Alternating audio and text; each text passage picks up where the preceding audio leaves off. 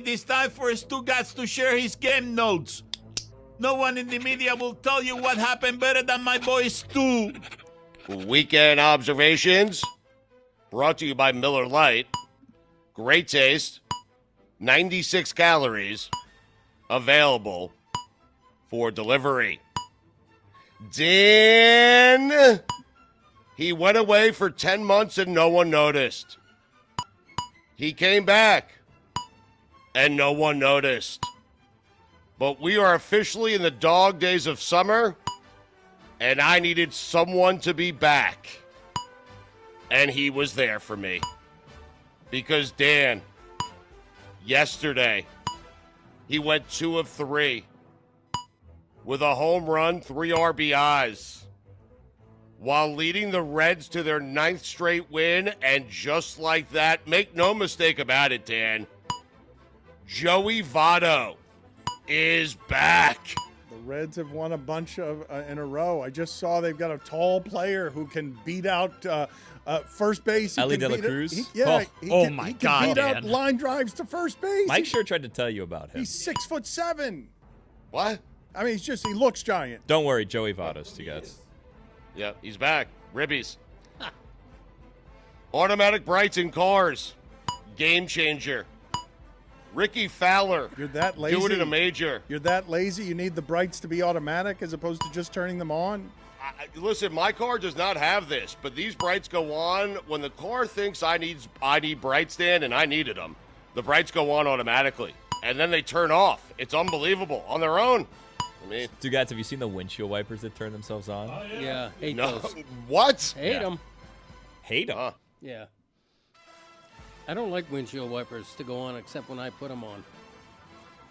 Well, I'll get to that. My dad Ricky is. Fowler. Do it in a major. Chris Paul. Bradley Beal's about to become everything you are not. Tuned into WFAN for the first time in over a year. And they are still talking about the Mets and Yankees farm systems and taking calls from Mike on a car phone. God, I love that station. Taconic Parkway. One of the most dangerous stretches of roads anywhere in America. Top 5 most dangerous stretches of roads anywhere in America. Number 5, the Pacific Coast Highway by the Big Sur. That whole area. It feels like you're going to drive off a cliff. Yep. It does. Yep, it's a good. You've got 4 better than that. Yeah, number 4, the road to recovery, Dan. Number 3, where the turnpike turns into I-95 in Miami. The worst. It's bad, but it's not falling off a cliff bad. Well, number 2, Taconic Parkway. Very windy, no lights, dangerous road. And number 1, Dan, of course, the road to the Final Four. Oh, I thought he was going to go the road to Hana. I really did. No, but the road. Talking about cliffs. Yeah, the road to Final Four. Yeah, it's tougher. Yeah, it's a tough road. Yeah. Here come the Reds. They're discussing whether or not Pete Alonso should participate in the home run derby. The polar bear. The fan. The least shocking news of the weekend was Bob Huggins being pulled over for a DUI. Huggy Bear. David Freese not accepting his invitation to the St. Louis Cardinals Hall of Fame because he doesn't think he's worthy. Hey, Freese, get over yourself. Someone just told a story about Craig Nettles and Billy Martin. Holy. What's going on with Freese, Dan? You agree? I mean, get over yourself for being humble enough to not be worthy of a Team Hall of Fame. You got that as Look at Me Louie. Yeah. Okay. Look at me, Hey, Freeze, not going in made it a bigger story than going in. Actually, my apologies. How'd he play? Bradley Beal, you had the life, man. Welcome to the world of expectations. 12 minutes on whether or not Anthony Volpe should be sent down to the minors. 10 shares. Can't wait to see how Kevin Durant screws this one up. Kevin Durant, just so we're clear, if the Phoenix Suns win a championship, it will not count as a championship for you in my personal record book. Oh, really? fair. Yeah. That's You, fair. of course, know what that means, Dan, right? What does that mean? It means he's in a no-win situation. Yes. Those Kevin are the- Durant has spent his entire career putting himself in no-win situations. By the way, Devin Booker, same goes for you. Chris Cody, what's the matter? I hear something cooking up in there. in his throat. Yeah. In his throat. Is It's it not. No, there's nothing there. Is it the weekend? You hear something? You hear part of the weekend in his throat? Maybe it's just my ears. He just tried. I just to cough got rid of it. out. Yeah, he just coughed it out. Oh, man, you didn't give me enough time. By the way, the only one getting a ring on that team is Beal, and maybe Torrey Craig, and maybe Cameron Payne. That's it. Oh, no Devin Booker either. No, No he's ring. out. Really? Booker couldn't win one with Chris Paul. They were the number one seed. They've had good teams 2 years in a row. Couldn't get it done. Now you need Durant to come in. Now you need Beal to come in. Give me a break. Enough. Devin Booker. Nothing. I'm here to tell you there's an easier life out there. And it exists in Saratoga Springs, New York. You're not here to tell us that. You're there to tell us that. Oh, yeah, you're right. It's a good point. Ricky Fowler, the more things change, the more they stay the same. Hey, new cars, let's make a deal. If I want to change lanes without using my blinker, let me do so in peace without your violent attacks trying to jerk me the other way. In fact, new cars in general, just do me a favor and leave me the hell alone. Be a car. You just praise them for turning on Yeah, your the brights. brights. But turn on my brights, though. Hey, I try to tell you, listen, if I want to not use my blinker, I'm allowed to not use my blinker. I don't need a car telling me otherwise. What if I don't want to use my exactly brights? right. Stay in your lane, cars. Thank you, Greg. Literally, yeah. Chris Paul is expected to join the show this week. If Dan will have me, I can't wait to ask him what he makes of people like Dan who say he's not a top 10 point guard of all time. That's how I would ask him. You missed the last segment. There are a few things I would bet my life on. One of those things is that this past weekend wasn't the first time Bob Huggins climbed behind the wheel after having one too many. I mean, he's got multiple DUIs, so. Oh, there you go. Dan, you know what the B in Bob stands for? Booze. Yeah, bombed. When you were born with the name Wyndham Clark, you know what you were born to do, Dano? I'm sorry, Billy just said your video is so clear and it looked so much better, your face, when it wasn't quite as clear. It's too clear, and say now that in we privacy. see the entire weekend on your face. Oh my Oh, God. I'm wearing it, man. Woo. Saratoga. Anyway, answer my question. Wasn't listening to you. Play professional golf and win the U.S. Open. When you're named Wyndham Clark, Dan, that's what you do. Saratoga Performing Arts Center. Concert heaven. SPAC. Chris Paul. Welcome to basketball hell. Speaking of hell, Art Briles. Dan, those are the weekend observations. What questions do we want to ask and not ask about Stugotz's sobriety, Stugotz's weekend, Stugotz's summer, the expectations for Stugotz over the next couple of months? Why are you doing this from Saratoga as opposed to from here? I'm in New York City now. I'm not in Saratoga because I have 2 more dead shows at Citi Field and 2 at Fenway Park, and then I'm coming home. I mean, listen, I'm working on vacation. That's what I do, you know? Oh, did you do this today so it doesn't count as a vacation day? Bingo. Do we have the other picture, Mike, of you with Stugotz at the airport? Can we put up on, because we're worried about you, Stugotz, as a show. Billy's worried for reasons that were enumerated earlier in the show. Billy is worried because he is getting an assortment of punishments or bad reputation because he can't actually wrangle you during the summer. He's being blamed for you not being an adult. It's unfortunate for Billy. I mean, You know, at the time, I thought the photo that we have up there of us in Austin at the airport was a bad one. But in retrospect, after 2 more years, He looks better in you that look photo. kind of fantastic in looks that kinda photo. thin.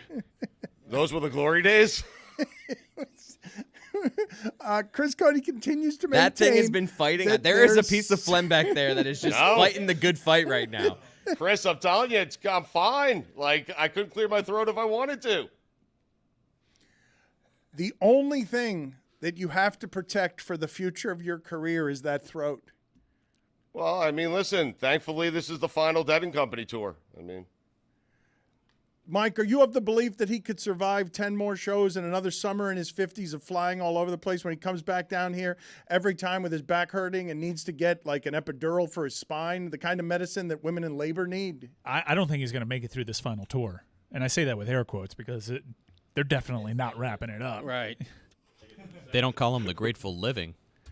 Well, He's been Get workshopping outta that here. one and just you go. can leave. You can never leave. got a reaction when you were workshopping it the previous 7 times. All right, get out of here. You insisted on going to that even though it had been rejected by the He said it to the room multiple times, like, guys, I'm going to go with this.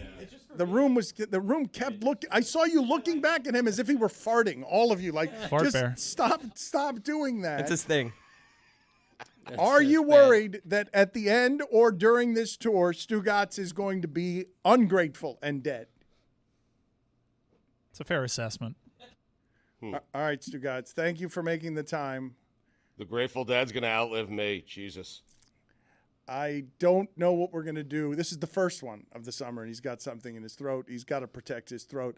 Chris Cody, you got very frustrated with your father at the beginning of that. You threw your hands up in the air because your father did something. Do you remember what it was, or it's just general frustration that you have with him that is every Tuesday? Well, you know, I'm trying to talk to him. I'm trying to say things in his ear. Some's on air, some is on air, some is not, and he doesn't know the difference. It's just, it's not him.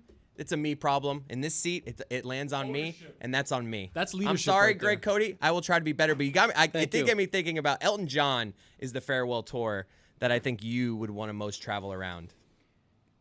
You know, I've seen him several times. I still think I would rather see. This is the new and unimproved Dan Le Batard Show with the Stugotz. Gamble on by DraftKings.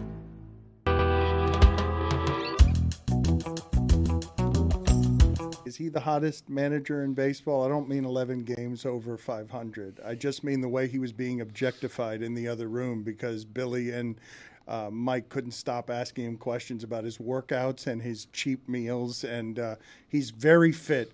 He's uncomfortably fit. He doesn't have cheap meals. For a manager. Yeah, he could kick the ass of any player. That's not entirely true, but I am imagining there are some guys in your weight room that you can outwork, correct? There have to be one or two that you can have a more rigorous workout than. You're not going to do that, are you? I'm not gonna call anybody out right now. I just try to knock the old man out. That's all I think about when I try to work out. But what an opening! Thank you, Billy, how many guys in his own clubhouse do you think that You can outlift Jazz. Oh, no doubt. I'm not. No chance. No. Really? No, not right. No. I mean, he's like the twitchiest guy around. There's no way I can outlift Jazz. Hold on, there's twitchy and there's strong. I think you can outlift him, get on the bench, do a little bit more. I don't. I'm not gonna try to outbench any player. I don't think that's the way to go here. Yeah. All right, we're gonna. I think that's what you do. You make your stars feel really bad and insecure about themselves. Yeah, that's not part of the. I don't think you should be. You should empower, not put down. I don't think that. We put you in a bad spot right off the top, but I really did think when the season started that there wasn't a way to this point to be 11 games over 500 if you weren't getting stardom performances from Sandy and Jazz. I thought that those, of all the unconventional things about this being one of the hotter starts in Marlins history, it wasn't coming from places that I expected it to come from. Did you? I'd be lying to say if I was expecting to be 11 over with, Sandy's, first half start or whatever, and Jazz being down half the year so far. I would say last 6 weeks at least. But what Sandy has done also is provided a lot of innings even in the rough start. So provided some bullpen relief and has kept us in some games to actually win. That's nice of you to say, but that was not the that's not the team you signed up for. Sandy, keep us in some games. No, eat some innings. I hear you, but I also think we'll talk about this a little bit later. But I think the WBC did play a little bit of a role in some of the rough starts in a lot of guys this year. the acquisitions of some of the moves that Kim made were huge. And I think, once you got Arraez and, probably talk about that a little bit later. You're really dictating this interview. You're really telling me what we're going to talk about. I'm assuming, because everybody wants to talk about the guy hitting 400. But I think that really set the tone. He's a good hitter, huh? He's doing okay. Yeah, he's doing all right. Yeah, he's doing all right. Every time I look up, he's got 3 to 5 hits. He is hitting 400. I was disappointed in him when he fell to 390. You tell me, explain to me. I mean, you know how hard it is to hit in the big leagues. What is that? Like, what is happening that the guy can win a batting title and also all of a sudden spend half a year where you don't think he's hot? I mean, I don't think he's a 400 hitter, but every time he comes up, I'm expecting him to get a hit. You've heard people say, for years, the guy just wakes up and hits. He actually wakes up and hits. So he has his alarm clock. Yeah, he actually gets up and then he has a tee and soft toss net in his backyard and he hits before he gets to the field. Before breakfast? Yeah, pretty much. Most people drink tea, Some he hits from coffee. a tea. Yeah, exactly right. So he comes in, he's so routine oriented, process driven, and that part has been huge for the rest of our team because they actually see what a routine looks like. And so what I love, of course, I love guys hitting 400 on my team, but the buy-in from everybody else watching this kid work is like, if he's doing it, why shouldn't I be able to do it?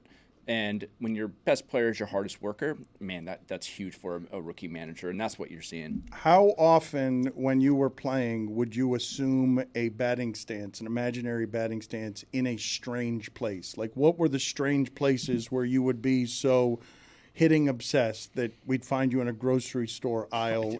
There you go. You said it. The grocery store, my wife would be like, what are you doing? I mean, you're barbecuing, you're in a batting stance, you're doing a batting stance, you're always doing something to fill your hands or, whatever it is. But I think I was in the hospital, my kids are being delivered, and I'm standing up thinking about my my load. And so it's not great Wait a to minute. admit. What do you mean your load? My batting stance load into my, They're so immature back here. Don't mind them. Don't listen. Ignore them, But I Skip, think that was probably the one where my wife's like, what are you doing? Yeah.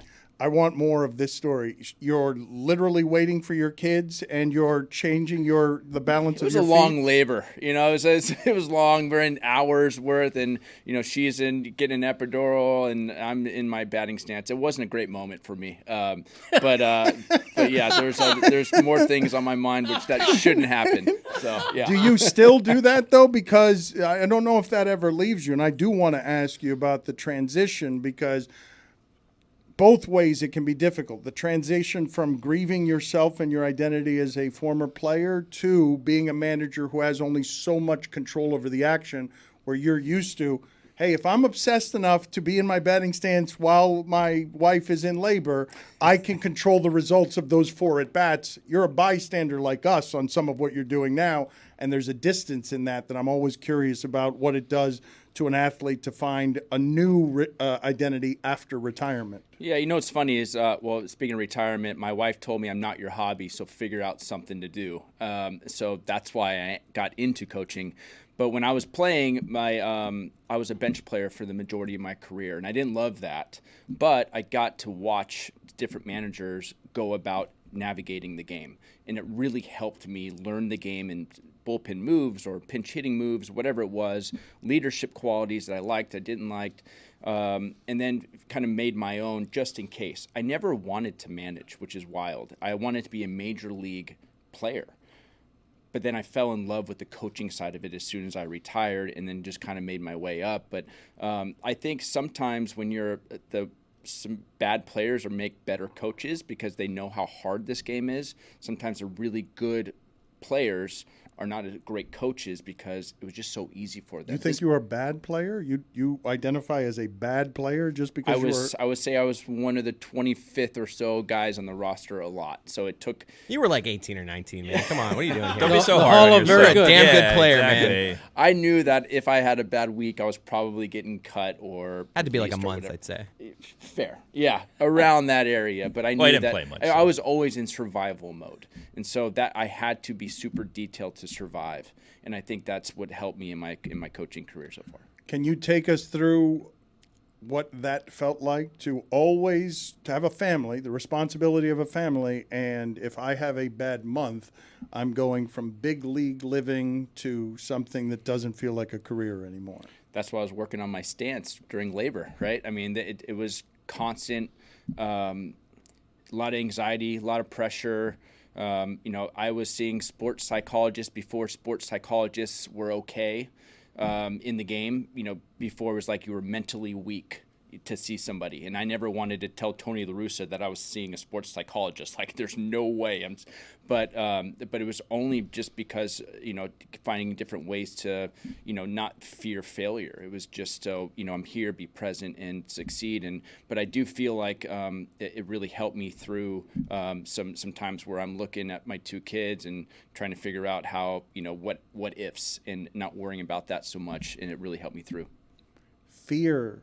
What is your relationship with it? This is the manager of one of the hottest teams in baseball. What are we even doing right now? This is supposed to be a fun time. 11 games over 500. hitter, when did you doubt yourself the most? Like, what is this? South Can we Beach be sessions happy? there. Jeez, because we can be happy. Guy likes to surf. He has some kids. Raiders fan. Hey, is Tom Brady going to be your quarterback? I hope so. Really? Wow. Well, I don't know. We don't have one right now, right? Well, you have Jimmy G, G's but hurt I mean, or something, right? There's something. No, in you're his right. You don't have contract. one. That's something weird. I don't have one yet. We don't have one. Go ahead, Billy. Well, no, we're going to talk about the Raiders. He's a big Raiders fan, Dan. I don't know that. He played in Cuba. He used to have Cuban coffee before Well, games. You don't remember have that? to ask me what to ask him. Feel free I'm to just ask telling him. you, we're just throwing No, things but here against keep the at- wall. go ahead. Luis Arraez is hitting 400. Yesterday, great crowd for a Monday night, Skip, huh? Well, let's not get carried away. How is Whoa. John Jay doing, by the way? Because he's the first base coach for the Marlins, and they were doing this thing where Luis Arraez slaps him on his chest after every hit. And after that fifth hit last night, that looked like downright painful. So how is John Jay doing this morning? Yeah, he does that. Arraez does that pre-game to a lot of guys. It doesn't feel great. I'll be honest with you, it does not feel great. And so Guy wakes up and hits, man. yeah, there you go. Coaches sometimes. So there is thought maybe John Jay puts one of those, how the quarterbacks wear those rib protectors. He might start because the guy gets 5 hits a lot now, and that's a lot of slaps. It's not just one a game; it's a few times a game. So yeah, it's a pretty fun thing that they have going on. I'm not so sure how fun it is for John, but for Louis, for sure. He needs a Kevlar vest. One of those bulletproof vests. He needs something to protect himself. Skip, I'm curious. You spent a long time preparing to be a manager. Actually being a manager, how does the day-to-day routine of it, the pressure of it, compare to how you imagined it would be? Being in my seat, what I've learned the most is I have to have a really good staff around me. I have to be surrounded by guys that I can trust. Covering my blind spots was huge. I've been on staffs before where it was a little bit toxic and guys were going after each other's jobs or that type of stuff. That is not how this thing should be run. I was very lucky that Kim I wouldn't say we together identified some people that I've either coached with or played with to become part of our staff and know what winning looks like. And there's no ego involved. It's always been about the player and always will be about the player. And so for us to know that was super important. And again, I think, I'm the manager, but there's a lot of guys around me that work extremely hard and prepare extremely well, that cover my blind spots, again, that I trust. And so I think that's been the most important part. And I'm very fortunate to have good guys I'm surrounded by. And your cheat day? What's that thing look like? Come on. You really just want to let loose? Do you hit that Wendy's, like right by the stadium after a game? That's a good Wendy's. Couple chicken wraps? That's a good Wendy's. Little secret meal on the way home? I'm an In-N-Out. I'm a California guy, so if I'm going to go for it, it's definitely In-N-Out. We don't have any. Do you go for it? We don't have In-N-Out here. You're not cheating He around drives here. to California to We get go it. to the West Coast right. quite a bit, so I'll take it. He drives to California. That's how to much get he it. likes the In-N-Out burger. Can you blame him? We've all had one. It's worth traveling for.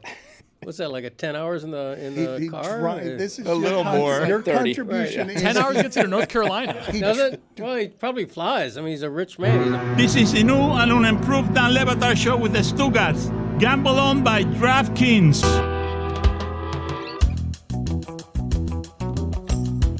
your contribution to talking to the manager of the Marlins that you're meeting for the first time, even though they're one of the hottest teams in baseball and you're the local columnist. Right. He's meeting you for the first time. Yeah. You should be a little embarrassed by that, but not as embarrassed as you are by the observation that he should drive to California to get In-N-Out burgers. Well, it's just 10 hours. Let the man answer. Do you drive or do you fly to the In-N-Out burger in California? All right. I can't answer that for Honestly, though, Skip, how annoying on a scale of 1 to 10 is how annoying is the, hey, your name's Skip and now you're a manager? Like, just come on, just hit. Yeah, it has to be really annoying. You get Skip and Skip, but your name's not actually Skip. What is your real name? I would only know you as Skip. When did you become Skip?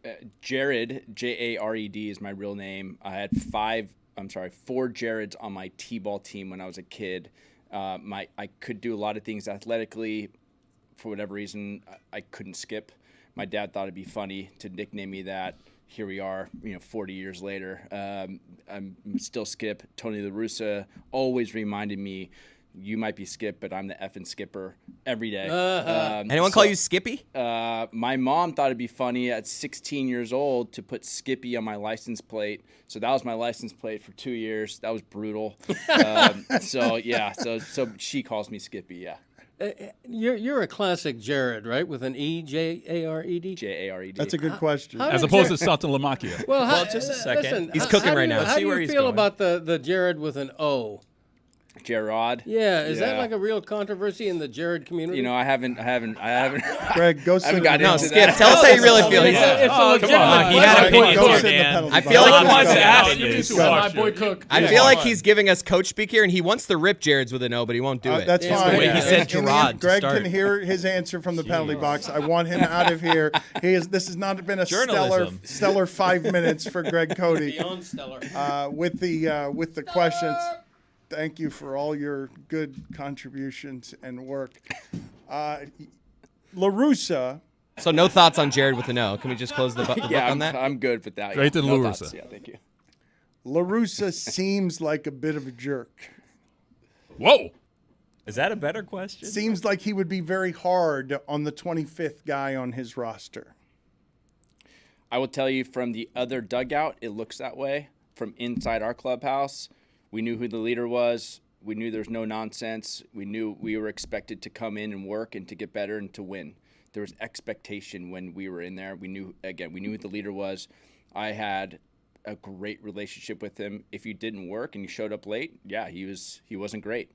But that's everyone, I think. And I think he always tried to find that edge every single game and try to give us some sort of motivation, because 162 is hard, right, to find motivation every single day, and he provided that. So, from the other side, it might look that way, but if you ask a lot of his players, they're all in on him. You mentioned your blind spots and a staff helping you cover for your blind spots as a young manager. What have you noticed in the first half year have been your blind spots? What have you had shown to you by the people around you that you needed to learn? Well, I don't know Spanish. And we have a Latin, a lot of Latin kids on our team that are really good, that are everyday players. Our best pitcher is Sandy. Our 20-year-old phenom is from the Dominican. And they don't speak much. Sandy does, but Yuri doesn't speak much English. So that was a challenge. Hiring Luis Arraez, my bench coach from Arizona, and having the message directed in Spanish how I wanted it, and we were on the same page with everything, and not giving his message or a different type of message so he can be friends with a guy and it's against me. This is what I would do, not what Skip would do, was super important. This guy is phenomenal. He's going to be a manager one day, and I think that part was huge for me to get. But the blind spot for me was, how am I going to communicate and relate to when I don't speak Spanish, and so that was a big deal for me.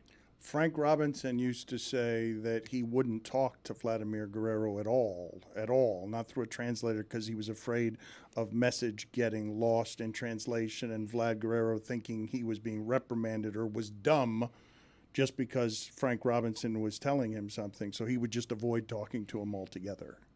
That's not where I'm at. Yeah, I'm big on communication. I think as a player, you just want to know who you are, where you stand, from the manager's point of view or our staff's point of view. So it's super important that I'm not just talking to the guys that speak English and not to the other guys, because I really love these guys. They're great. And I played in Venezuela. I played in Cuba. I mean, I played in different places, and I love the Latin guys on our team or in baseball. I just don't know Spanish. So it's important to have that bench coach that provided that for me. We can help you out with that, Skip. We have a segment here called Refran del Dia where we basically teach Hispanic phrases and sayings. So if you'd like, we can do that and help you out here. We should do one. Let's go. Let's cue the music here.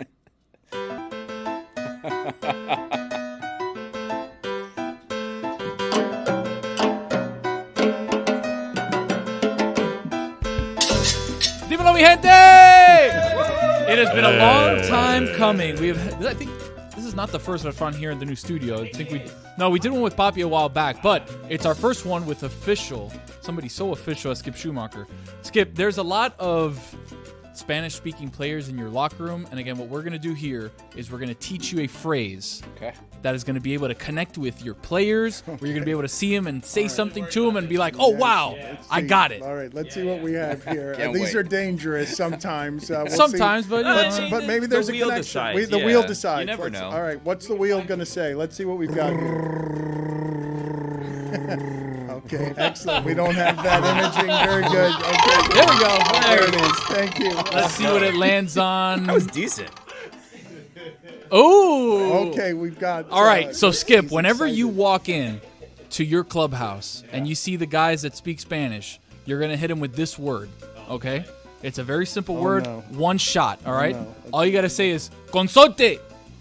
I kind of give them a wave. It's consolte. Consolte. Consolte. That means like brother, like my friend, like my guy. I can do that one. Consolte. I feel like that's pretty good. You think he's going to connect with his players that way in a way that'll get them 12 games over 500? Find out today. You see Sandy say, oye, consolte. He's like, oh, my guy. Well, no, him you call caballo. Have you called him caballo yet? That's a different one. That means horse. No. Jefe. They call me Jefe sometimes. How about acere? No, literally nothing. Nothing, okay. No gibbles. That's a synonym. You could use consolte and acere. I know some bad words. I've heard those before. Ooh, say those. Oh, yeah. What do you have? I can't say it right. Caballo, you know what caballo means, Yes, though, I yes? The horse. I relate so deeply to the moment Skip is going through right now. You should go up to Jorge Soler and say que bolón tiburón. Oh, my God. He'll love that. Yeah. That's like, what's up, shark? I like that one. Don't listen to anything they're saying. How does he say, Please continue, please, to hit 400? What is the Spanish for that? No, I'm serious. Continue, please, to hit 400. He can only say that to one player, but it would come in handy. Go sit in the penalty box. Greg, está bien, Greg. Get out of here. We're just there. Just get back. You're afraid to say it. Just That's get why. out of here for a little while. Thank you for 2 minutes. Dale pinga, Dan.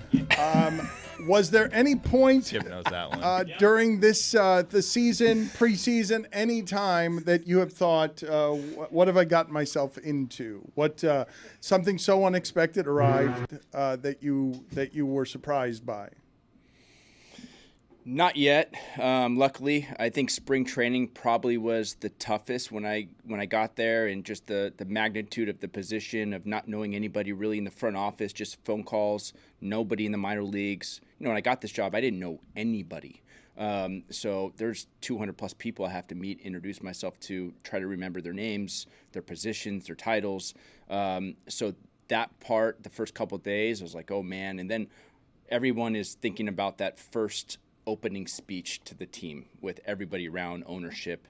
And so right when I got through that, I was like, okay, now we can just focus on baseball. But I think that's when I was like, oh boy, here we go. How much work did you do on that opening speech? Like, how much walking in front of a mirror? Because you want to be authentic. You don't want to blow it. You're probably, if not a little overwhelmed, a little out of your comfort zone at the very least. A little bit, but I always thought about, like, if I was going to be in that position, you know, and people have asked me about St. Louis culture and what's that look like, and I had to think of something that I thought was what winning culture looked like, and I just came up with something a few years ago. It was CAPE. It's communication, alignment, preparation, execution. If you don't have any of those, you're done. And so that was kind of my focus on, you know, the team meeting speech. If you don't have one of these, it's not going to work. and try to think about that daily when I come in. Am I hitting cape? All 4 of those before I address the team about anything.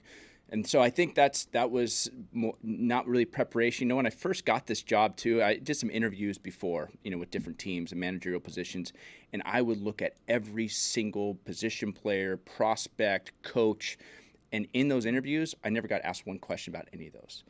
And so when I had this interview with Miami, I didn't prepare one thing. I didn't. I just said, if they will like me, to your point, being authentic, then they're going to like me. If not, that's okay. And that one worked out way better than any other interview I had. So because you were most authentically yourself as opposed to preparing for a test. I think so, but I think Kim will have to answer that one. How's the locker room as a whole? Obviously, I'm not looking for specific names. Clubhouse. In baseball, they're clubhouses, not locker rooms. How is the clubhouse dealing with these rule changes? Like, are pitchers as a whole just kind of like still adjusting to it? Like this, oh man, I didn't used to be able to do this. Just overall, after however many half a season with these new rules, are we used to it now? Are there still days where pitchers or hitters are like, this stinks this is different than a year before? How are they reacting to it all?